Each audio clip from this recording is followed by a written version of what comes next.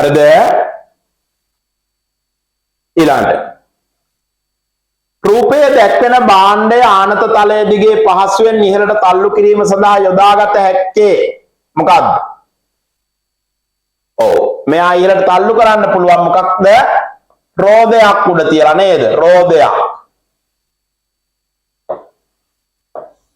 නේ ලී කොටයක් හරි මොකක් හරි උඩ තියලා තල්ලු කරගෙන යන්න පුළුවන්. වැරදි ප්‍රකාශය තෝරා යටින් ඉරක් අඳින්න. කන්දක් දෙසට දිවීමේදී වෙහෙසක් දැනේ. ඔව් කන්දකට දුවද්දි වෙහෙසක් දැනෙනවා. ඒක හරි. භූමියේ සෑම තැනම ඒකාකාරී ස්වභාවයක් දක්නට ලැබේ. නෑ ඒක වැරදි. නේ? පොළවේ හැම තැනම එක වගේද? නෑනේ අපි මෙහෙම බැලුවොත් සමතලා තැන් තියෙනවා, කඳු තියෙනවා, වලවල් තියෙනවා, වැව් තියෙනවා, දිය ඇලි තියෙනවා. වෙනස්නේ. ඒකට අපි කියන්නේ භූ විෂමතාවය කියලා නේද පුතේ? එහෙනම් වැරදි ප්‍රකාශය මොකද්ද? දෙක. රාත්‍රී කාලයේ පිපෙන මල් වර්ගයකි.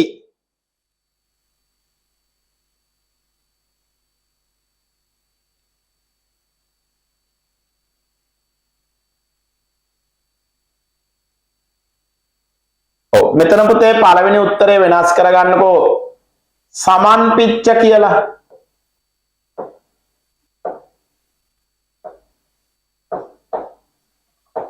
දැන් උත්තරේ එයා සමන්පිච්ච. හරිද? යහපත් චර්යාවන් සහිත ළමයා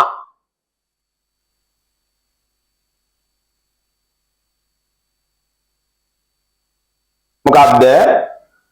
ඔව් යහපත් චර්යාවක් තියනවා නම් ඉවසීමෙන් කටයුතු නොකරයි නෑ ඉවසනවා යා. ඒතර මෙයා වැරදි.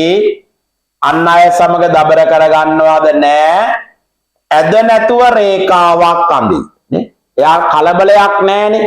යහපත් චර්යාවක් තියනවා නම් අඩිකෝදු ඕනේ නෑ.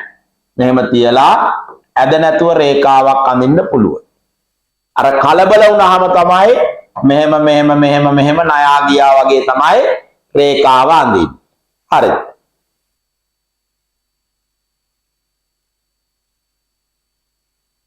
අපද්‍රව්‍ය වෙන් කළ යුතු ආකාරය අනුව ABC බඳුන් වලට දැමිය යුතු අපද්‍රව්‍ය පිළිවෙලින් දැක්වෙන පිළිතුර.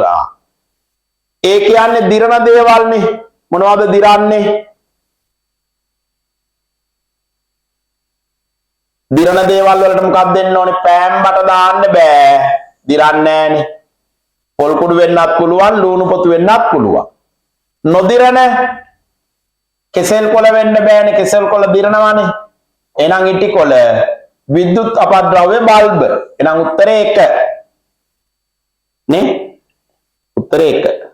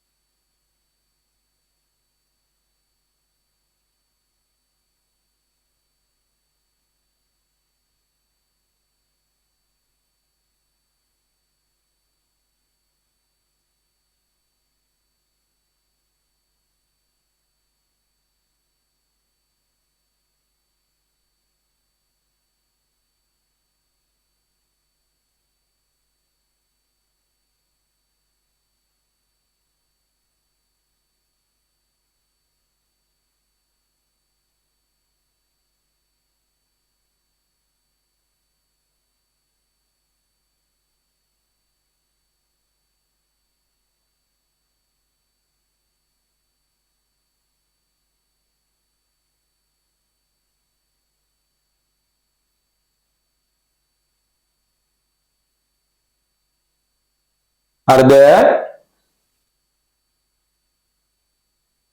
ඊළඟට එන්න පාසලේදී අපට පණිවිඩ ලැබෙන ක්‍රමයක් නොවන්නේ සීනුව හැඬවීමෙන් පණිවිඩ දෙනවා නේද? ඉස්කෝලේ බෙල්ලේ ගහලා කියනවානේ. රැස්වීමෙනුත් කියනවා. හූ කියලා පණිවිඩ දෙනවද ඉස්කෝලේ? ඈ? හූ හඬේ නෑනේ. හරි. උත්තරේ 2.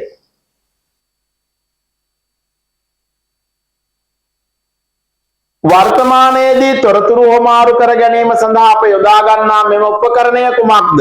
ඔව්. මොකද්ද පුතේ මේ? පරිගණකය, කම්පියුටර් නේ? පරිගණකය. පාසල් ඉතිහාසයේ පිළිබඳව තොරතුරු ලබා ගත හැකි මූලාශ්‍රයට අපි කියනවා ලොක් සටහන් පොත. ලොක් සටහන් පොත.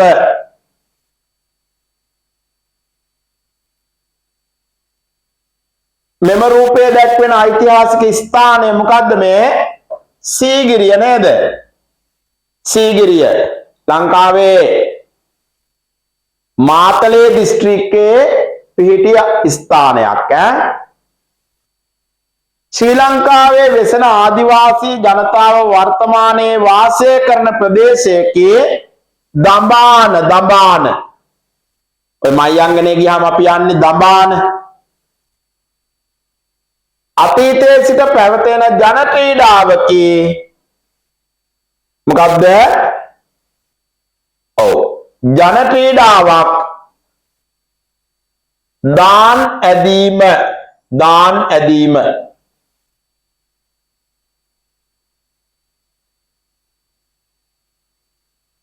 ශ්‍රී ලංකාවේ ජාතික ගීතයේ රචකයා කවුද පුතේ? ආනන්ද සමරකෝන් මහතා. ආනන්ද කුමාරස්වාමී නෙමෙයි, ආනන්ද සමරකෝන් මහතා. right. බලන්න රචනාව කඳුකරය. හරි ලේසි නේද? කඳුකරය නේද? කඳුකරය කිව්ව ගමන් අපට මතක් වෙන්නේ මෙහෙම කඳු තියනවා නේ, කොළ පාටයි ඈ දිය ඇලි. බොහොම ලස්සන චිත්‍රයක් නේ. එහෙනම් ලියන්න පළවෙනි වාක්‍යෙ එක.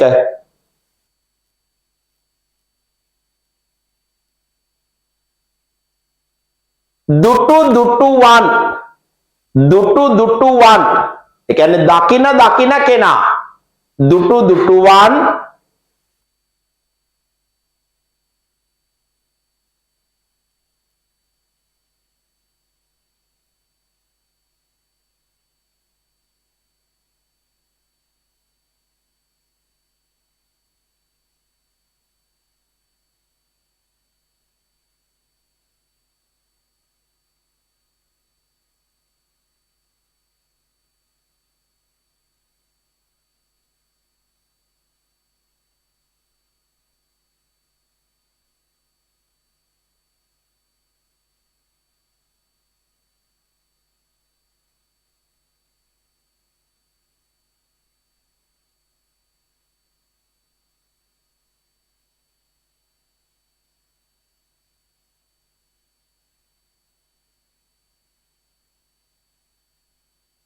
දුටු දුටුවන් පුදුම කරවන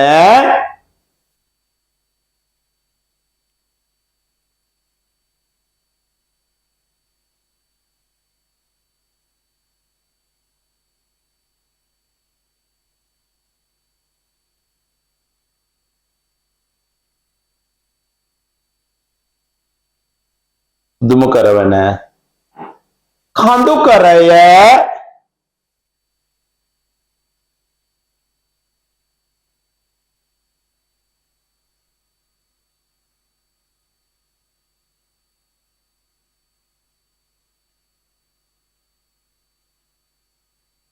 අඳින ලද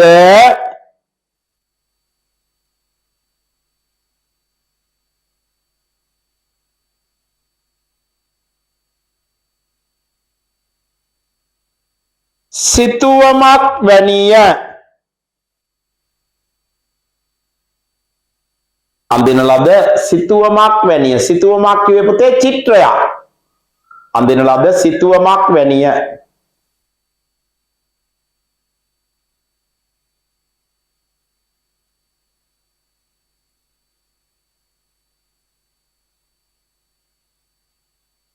දෙක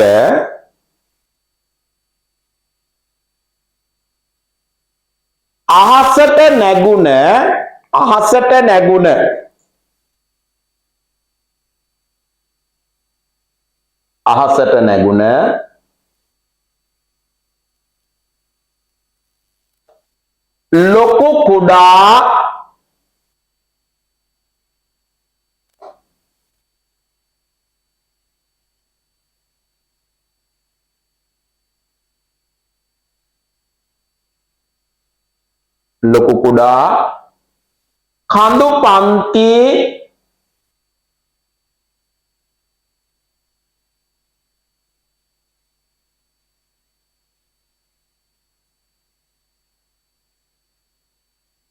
ලොකු කුඩා කඳු පන්ති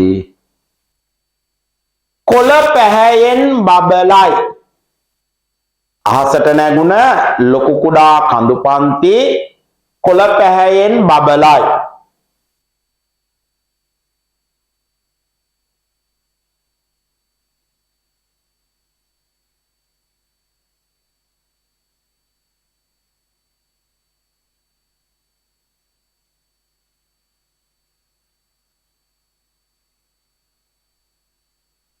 ඊළඟට තුන්වෙනි වාක්‍යය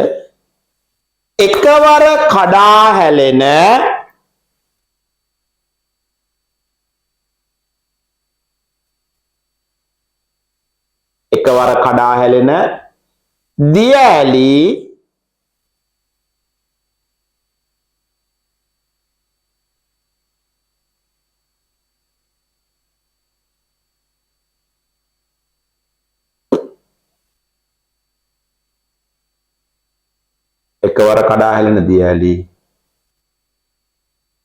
කඳුකරයේ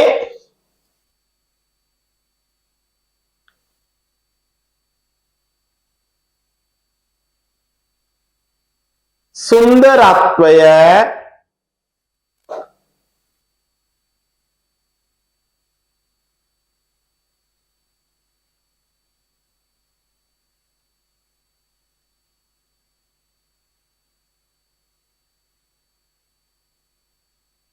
දෙගුණ තෙගුණ කරයි.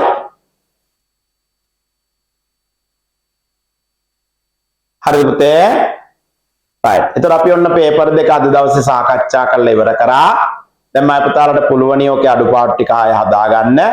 අපේ රෙකෝඩින් පාඩම දානවා. ඔයාගේ යාළුවටත් බලන්න රෙකෝඩින් පාඩම ෂෙයා කරන්න.